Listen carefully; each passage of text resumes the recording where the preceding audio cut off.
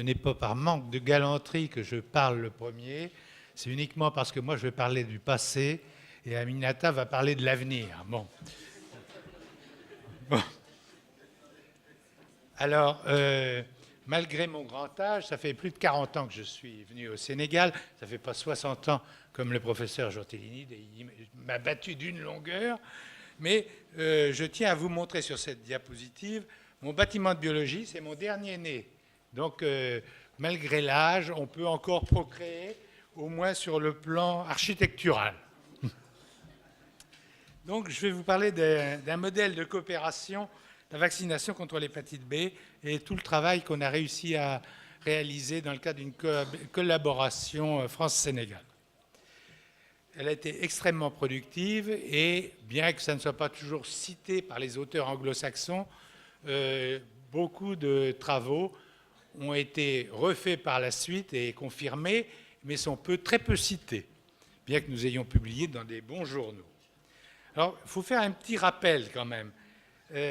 L'éthologie virale des hépatites, la connaissance a été mal connue, on pensait, donc il a fallu trouver des volontaires. C'était difficile. En 1944, on a présenté, on a prouvé, avec des expérimentations humaines, que les hépatites pouvaient être dues à des virus. Baruch Blumberg a découvert l'antigène Australia en 1965. Il l'a trouvé dans le sérum d'un aborigène australien. Il avait beaucoup d'antigènes, mais il ne savait pas vraiment quoi en faire. Et en fait, on a su quoi en faire quand Fred Prince, en 1968, a démontré qu'il y avait un lien entre l'antigène Australia de Bloomberg et les hépatites post-transfusionnelles. Entre-temps, il y avait une confusion dans les hépatites qui étaient liées au sang parentéral ou bien qui étaient orofécales. Alors, pour trancher, une chose inimaginable encore à l'heure actuelle, il y a seulement 50 ans, on a trouvé des volontaires, c'est-à-dire qu'on a demandé l'autorisation à des familles d'enfants qui étaient dans des collectivités, des autistes, etc. On leur a demandé s'ils étaient volontaires pour que les enfants servent de cobayes, en gros, et on leur a fait prendre de manière croisée des extraits de sel ou injecter des sérums d'hépatite. Voilà, c'est assez... Seulement 50 ans. Hein. Bon, l'éthique a progressé. Le virus, on l'a observé qu'en 1970. Alors, voilà la bête à vaincre. Vous avez coloré en bleu ce qu'on appelle les particules de Dan, c'est-à-dire les virus de l'hépatite B entiers, et vous avez en vert des bâtonnets et puis des points verts de petite taille qui correspondent à l'antigène de surface du virus de l'hépatite B. Dans les hépatocytes se produisent des virus de l'hépatite, que l'on appelle les particules de Dan, mais en excès, vous avez de l'antigène de surface que l'on appelle antigène HBS. C'est lui qui induit des anticorps protecteurs. On savait que les immunoglobulines dirigées contre cet antigène étaient protectrices.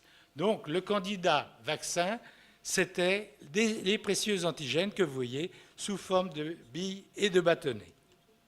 Alors, Baruch Blumberg, ici, qui m'avait fait l'honneur de me dédicacer son discours à Stockholm, a été souvent ici, je le voyais presque tous les mois, et au début, il était très encourageant, et puis après, il a trouvé moins amusant ces expérimentations des petits Français avec Philippe Maupas et tout ça, ce qu'on faisait sur le terrain, parce qu'on était en avance sur les États-Unis à l'époque. Donc, je ne parlerai pas des polémiques et des moments où on a eu des interdictions de continuer à vacciner grâce à Baruch Blumberg, qui est toujours resté très amical par ailleurs. Alors, quant au lien entre le virus de l'hépatite B et le cancer du foie, il y a eu de très nombreux travaux, je ne citerai pas tout, de Prince, Smunez, Blumberg, et puis il y a eu un certain nombre de travaux qui ont été réalisés au Sénégal dans le service de Marc Sankhalé, et qui a été accueillant, et qui a accueilli en particulier l'équipe de Tours, de Maupas et d'Alain Goudot, dans les années 75. à Tours, ils ont commencé à travailler sur le virus d'hépatite B, et notamment sur l'antigène de surface, l'antigène HBS. Ils se sont dit, on peut peut-être faire un vaccin avec cet antigène. Et en fait, en 1972, ils ont publié dans Lancet les premiers résultats du premier vaccin mondial contre l'hépatite B qui avait été testé chez les patients hémodialysés et dans le personnel d'hémodialyse à Tours.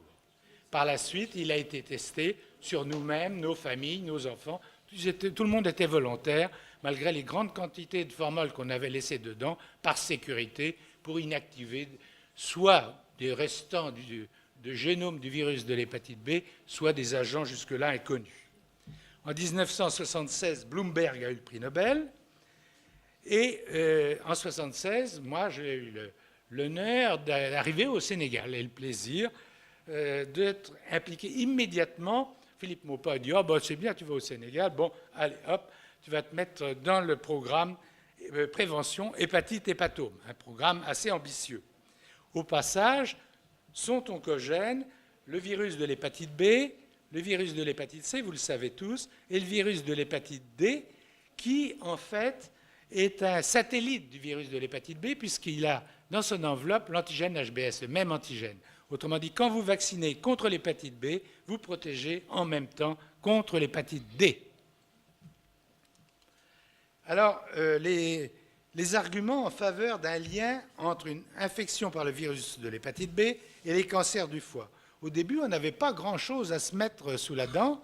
On avait des arguments de prévalence. Si on comparait les cartes sur la gauche de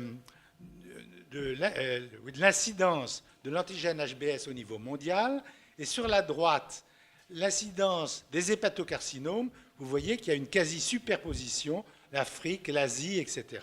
Et rien que sur cet argument, on s'est dit qu'il y a probablement un lien entre le virus de l'hépatite B et le cancer du foie.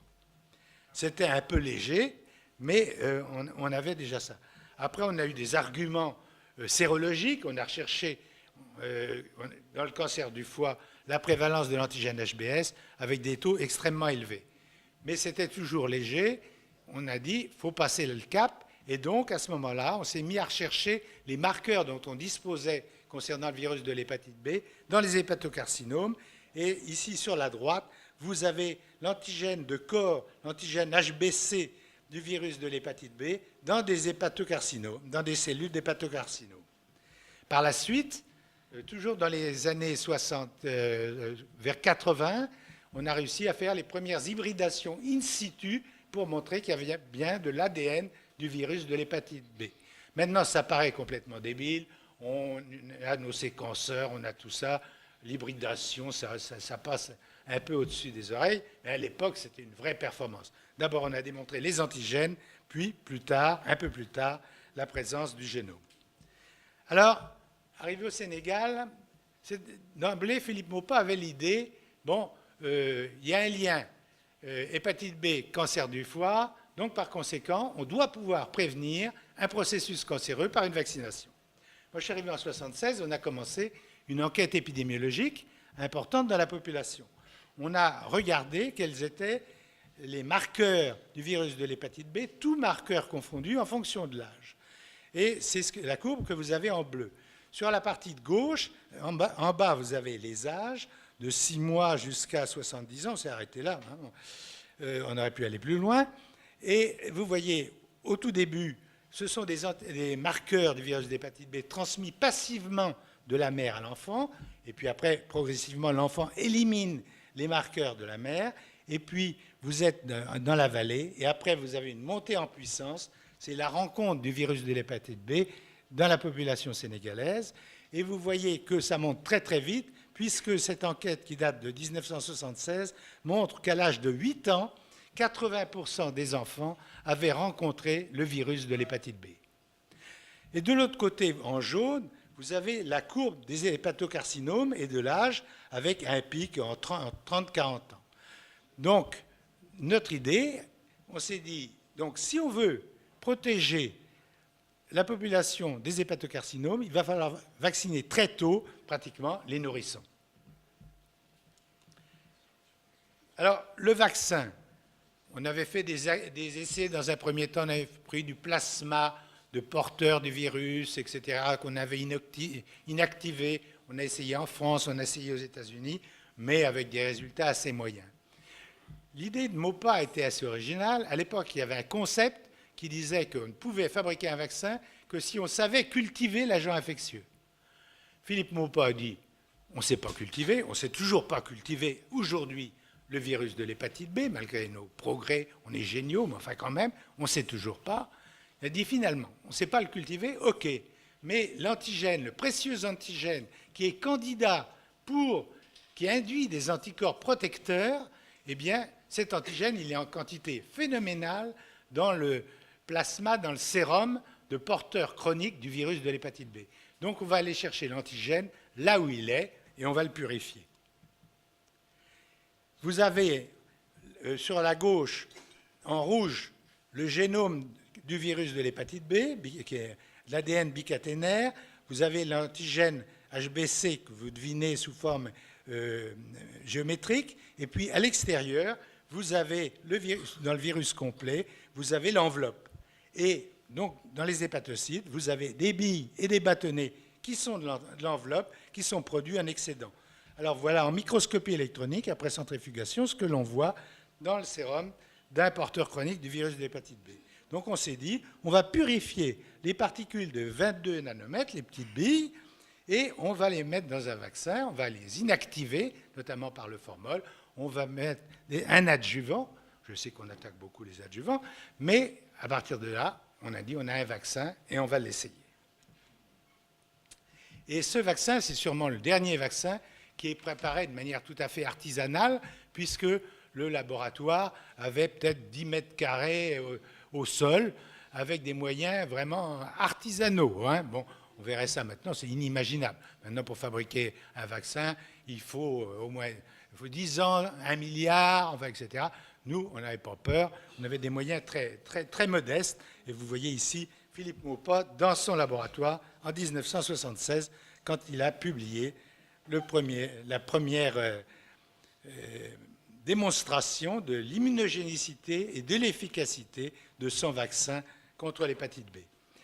Le vaccin, voilà là, en les photos, les billes de 22 nanomètres, que ça soit à partir de plasma ou que ça soit obtenu par génie génétique, puisque la plupart, il y a certains pays au niveau planétaire qui ont gardé les vaccins plasmatiques qui sont d'un coût extrêmement faible, d'autres pays, dont les pays souvent un peu plus riches, ont opté pour les vaccins obtenus par génie génétique. On clone le gène qui code pour l'antigène HBS, on l'introduit soit dans des levures, soit dans des cellules ovariennes de hamster, CHO, pardon, et on fait produire dans des fermenteurs ces précieux antigènes qui ont de toute façon, plasma ou génie génétique, ça a toujours la même allure. Alors, la courbe est un petit peu compliquée, mais en fait, les choses sont simples. Vous administrez le vaccin, vous avez une montée des anticorps, le premier pic rouge, vous faites un rappel, les anticorps anti-HBS grimpent à un taux très élevé et vont persister à des taux élevés pendant des années.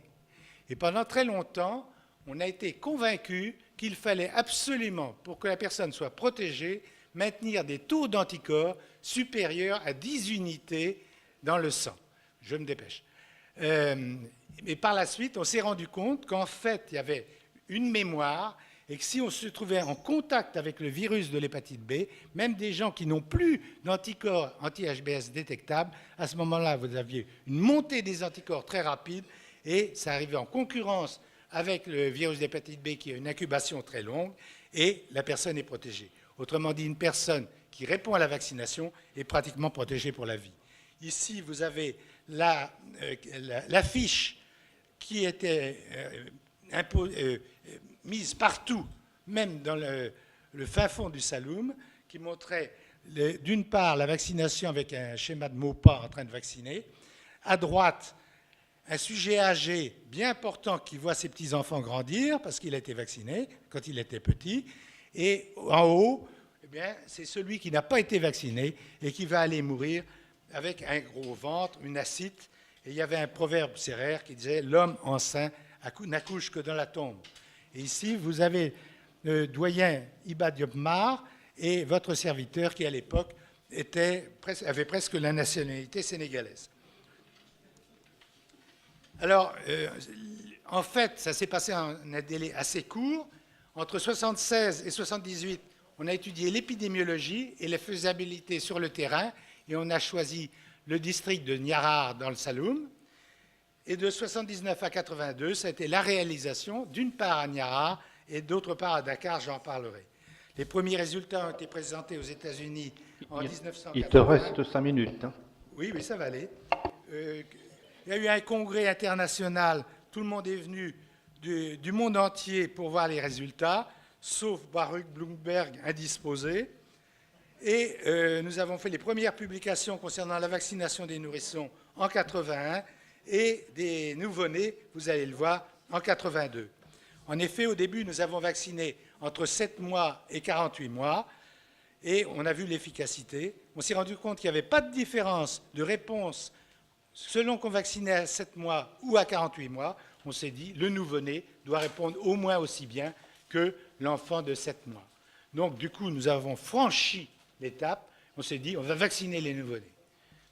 Alors, tout le monde nous a dit, l'immaturité du nouveau-né, ça ne peut pas marcher, etc., tout ça.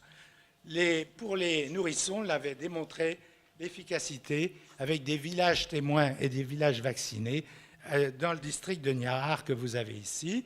L'équipe n'était pas très importante, le laboratoire n'était pas celui que vous avez vu sur la première diapositive. Et puis, on allait voler parfois ce qui nous était destiné sur les quais, parce que tout n'arrivait pas au laboratoire. Voilà le congrès international sur la vaccination hépatite B, avec un certain nombre de personnalités.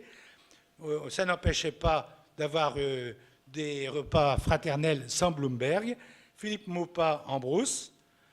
Et première publication dans Lancet sur l'immunogénicité et l'efficacité du vaccin hépatite B chez le nourrisson. Et malheureusement, c'est daté du 7 février 1981. Or, en février 1981, Philippe Maupas est décédé en venant du Sénégal avec un accident de voiture. Il est donc décédé la veille de la publication de ce premier papier sur l'efficacité vaccinale chez le nourrisson. On s'est dit, les nouveau-nés doivent pouvoir répondre au vaccin. Donc, on a travaillé dans un endroit que vous connaissez, l'hôpital Le Dantec, on a vacciné en série. Et on a eu la chance que l'essentiel de la transmission mère-enfant du virus de l'hépatite B se passe au moment de l'accouchement.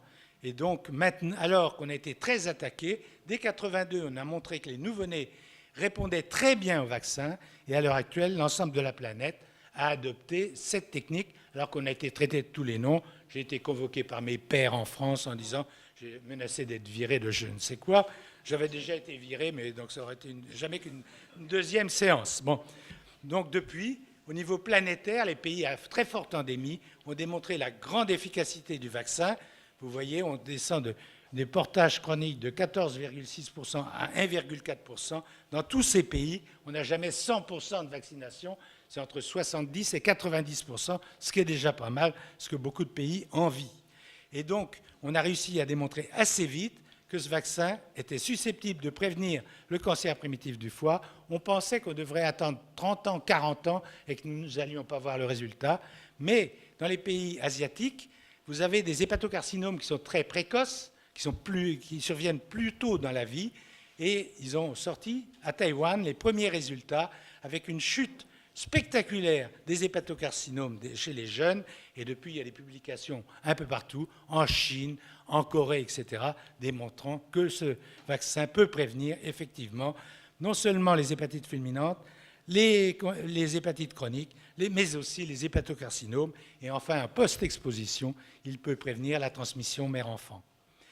Alors, on peut quand même se réjouir que ces publications internationales soient malheureusement pas toujours citées par les anglo-saxons, mais que maintenant, au niveau planétaire, l'OMS, ce sont les derniers chiffres, ce sont les ambitions en ce qui concerne la vaccination des nourrissons. On souhaite en 2030 que 90% des nourrissons soient vaccinés et que la prévention mère-enfant atteigne 90% également en 2030. Au passage, le vaccin a eu son autorisation de mise sur le marché en 1981. Donc, s'il faut 50 ans, il faut être patient. D'autre part, j'espère qu'on n'aura pas les mêmes mésaventures. Pour le vaccin hépatite B, on n'est pas encore optimaux. On est d'accord? Au niveau planétaire. On a un deuxième vaccin qui vise à prévenir un processus cancéreux, qui est survenu 30 ans plus tard, qui connaît quand même quelques difficultés, au moins en France, parce qu'en France, on est très bon pour faire naître des vaccins, mais on est très bon pour les étouffer aussi. Et donc, j'espère que ce vaccin papillomavirus connaîtra un grand avenir, lui aussi. Et j'espère aussi, peut-être, on ne sait jamais, que je pourrai attendre encore 30 ans pour voir un troisième vaccin susceptible de prévenir un processus cancéreux. Je vous remercie.